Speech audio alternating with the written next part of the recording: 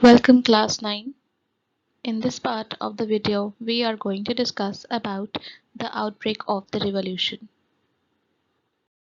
Assembly of the States General. The States General was a political body to which the three states sent their representatives.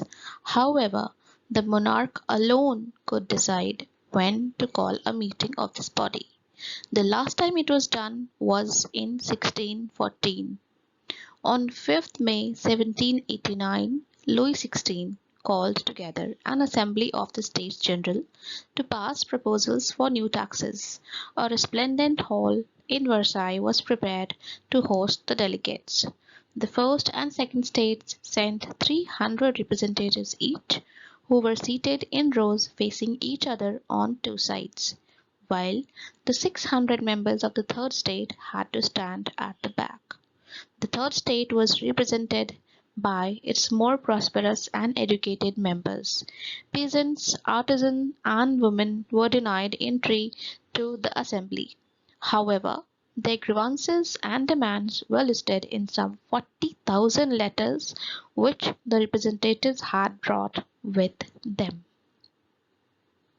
Voting in the States General in the past had been conducted according to the principle that each state had one vote. This time too, Louis XVI was determined to continue the same practice, but the members of the third state demanded that voting now be conducted by the assembly as a whole, where each member would have one vote. This was one of the democratic policies put forward by philosophers like Rousseau in his book The Social Contract, which we have seen in the last video. When the king rejected this proposal, members of the third state walked out of the assembly in protest. The tennis court oath. The representatives of the third state viewed themselves as spokesmen for the whole French nation. On 20 June, they assembled in the hall of an indoor tennis court in the grounds of Versailles. They declared themselves a national assembly and swore not to disperse till they had drafted a constitution for France that would limit the powers of the monarch. They were led by Mirabeau and Abbassius. Mirabeau was born in a noble family but was convinced of the need to do away with a society of feudal privilege. He brought out a journal and delivered powerful speeches to the crowds assembled at Versailles. Abbassius, originally a priest, wrote an influential pamphlet called "What is the Third State?" The Great Fear. While the National Assembly was busy at Versailles drafting a constitution, the rest of France seethed with turmoil. A severe winter had meant a bad harvest. The price of bread rose. Often bakers exploited the situation and hoarded supplies. After spending hours in long queues at the bakery, crowds of angry women stormed into the shops. At the same time, the king ordered troops to move into Paris. On 14 July, the agitated crowd stormed and destroyed the Bastille. In the countryside, rumors spread from village to village that the lords of the manor had hired bands of brigands who were on their way to destroy the ripe crops. Caught in a frenzy of fear, peasants in several districts seized hoes and pitchforks and attacked chateaux. They looted, hoarded grain, and burnt down documents containing records of manorial dues. A large number of nobles fled from their homes, many of them migrating to neighboring countries.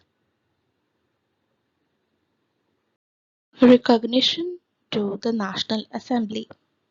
Faced with the power of his revolting subjects, Louis XVI finally accorded recognition to the National Assembly and accepted the principle that his powers would from now on be checked by a constitution. On the night of 4 August 1789, the Assembly passed a decree abolishing the feudal system of obligation and taxes. Members of the clergy, too, were forced to give up their privileges. Tithes were abolished and lands owned by the church were confiscated. As a result, the government acquired assets worth at least 2 billion livres. France becomes a constitutional monarchy. The Constitution of 1791 adopted the form of power sharing among legislature, executive, and judiciary. The Constitution of 1791 vested the power to make laws in the National Assembly, which was indirectly elected.